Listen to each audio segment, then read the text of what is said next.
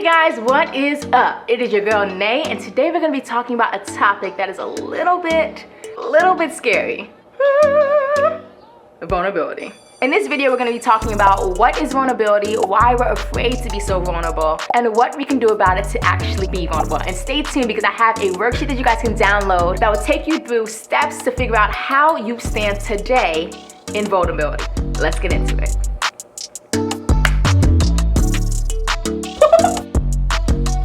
Hey guys, what is going on? So something that has inspired this video today is the fact that recently I have been going back on dating apps. And I don't know if this is something that you actually enjoy and love and just like love diving into, but for me, it can honestly be a little bit awkward. Not gonna lie. But I realized that even despite me wanting to meet somebody, I find what I do on these apps is I'll be having a conversation with a guy on there, and things will be going, pretty well, decent, and then I'll just stop.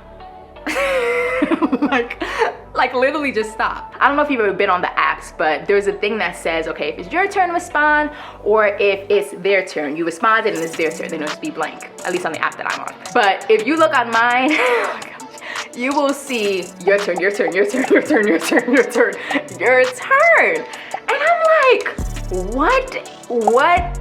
There's gotta be an issue here. Why do I get into good conversations and then I just completely just vanish from the face of the earth? And despite desiring it, I realized that I almost run from it in a way. And I think that it's like how a lot of us are with connection in general. It does not need to be romantic. It can be platonic. And it even can be the relationship with ourselves. We want the relationship, we want, deeper longing, and we want all that stuff, but we're afraid and we run and we stop connection in the bud. And I've realized I do this quite a bit. But over the past couple of months, I have been working so hard on this. I've been studying things like attachment styles, isolation, why we run, and deactivating, activating, all those type of things, and also connection, vulnerability. And that's what I want to talk to you guys about. And as we look to discover more about ourselves on this channel, which is 100% what this channel is about, I think it's so important that we dive into this. Because without vulnerability, we can never actually build deep relationships. And that includes not just with other people, but also with ourselves. But I'm getting ahead of myself. Before I get into any of that, I want to introduce myself to anybody that may be new and is watching this. My name is Nay, and I am a self-discovery, self-development, and mental health fiend, and I love studying this stuff, love researching it, and sharing these ideas with you. I am so passionate about discovering more about ourselves and living lives that is intentional and authentic. So if this is something that interests you, feel free to hit the subscribe button below and join the family. Okay, so what is the first thing that pops in your head when I say be vulnerable? When I say to tell me all your deepest, darkest secrets that you never told nobody else, I just want to hear it all. What would you say? If I was a complete stranger and you never met me before, would you feel comfortable doing that? That doesn't off the bat just bring comfort, just being vulnerable with our feelings, our emotions, our opinions, all that stuff. It just doesn't, because you don't know how it's gonna land, right? Usually we relate vulnerability to fear. The fear of rejection, the fear of being shamed, the fear of what if I told them and they went off and told somebody else? Those fears are real. The fear of allowing people to see us is real. The fear of saying I love you is real. The fear of saying your opinion is real. The fear of saying, hey, do you want to be friends? That's real. Or the fear of saying I am really feeling sad right now. It's real. But the question that we need to ask is, does the reward outweigh the risk? The risk of being vulnerable. Let's talk about some benefits. The benefits of vulnerability. Number one, it gets us seen and heard. If we're only showing 20% of us and then we put a wall up over that next 80%, how can we expect people to actually really see us? They only see the 20%. Brené Brown talks extensively about this. If you've seen her TED Talk here on YouTube, The Power of Vulnerability, then you will know that she talks about how one of the deepest longings of people is human connection. The desire to be seen and heard and known for who we really are.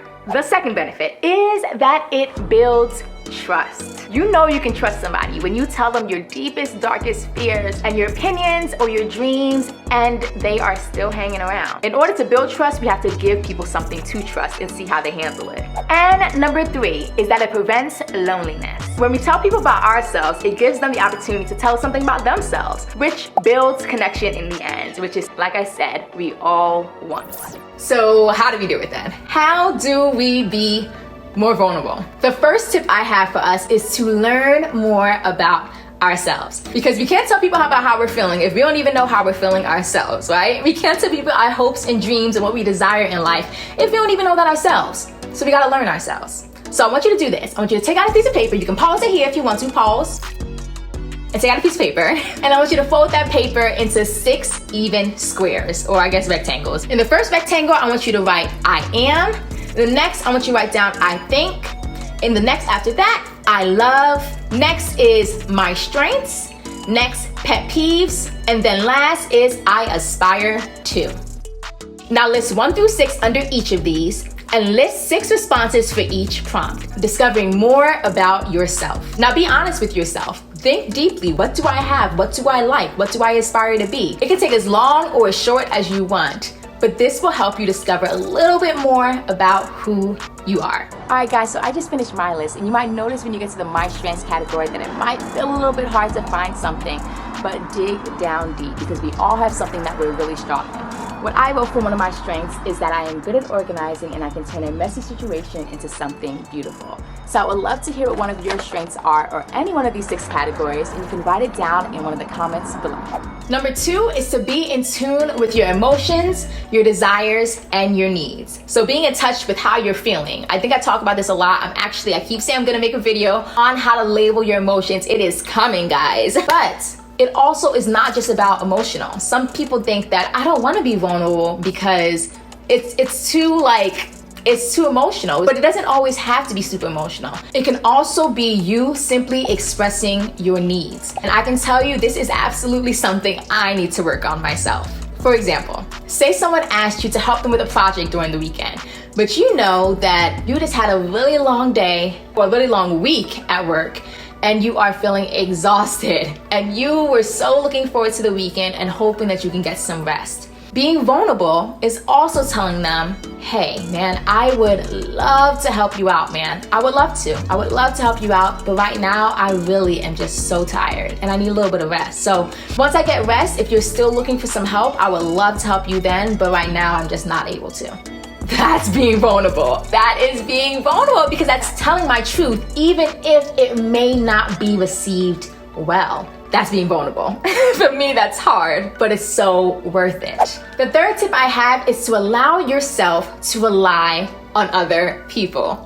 Yeah, I know for some people that can sound a little bit scary, like, wait, time out. Like, I'm not just gonna rely on myself, especially for my soloist. If you have not seen that video on finding what type, you don't know what a soloist is, check out this video right here. You can see what type you are. I have a little quiz in there so you can see if you're a soloist, if you might be something else. But it can be a little bit scary, the idea of interdependence, of relying on other people for support, for our needs, for our desires to be met, can be scary. But the fact is that we're not meant to live life alone. We're just simply not.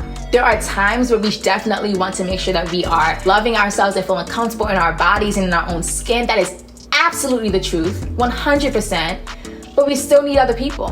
Whether we want to believe it or not, we do. I need you, and you need me. Now, deciding to open up could lead to great results, but it also may not lead to the desired results that you actually want. And the fact is, it's because we are all human.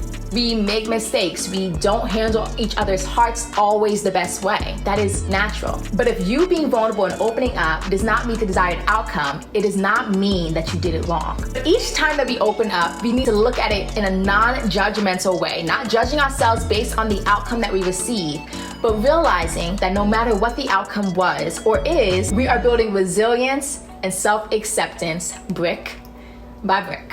And the fourth tip is to welcome and accept vulnerability from others, from friends, from people you don't know, from family, to associates, to the strangers. Accept it. It is real. It is a part of the human experience to have emotions, to have needs, to have desires, dreams, dislikes, all of that. It's a part of the human experience. So create a space for people to be able to share with you, to be able to cry with you if they need to be able to tell you something that they're feeling, their needs. Welcome those things. Use active listening skills. Look at them and nod your head or shake your head or like, really? They did that? Oh man, like accept those things, accept it, because it is building connection. The bonus tip I have for you guys in this is to be kind with yourself as you are growing and learning to be more vulnerable, putting yourself out there, building connection. It is scary, believe me, it is, to put yourself out there and not know what the result's gonna be. It can be a little bit scary, but friends, it is so worth it.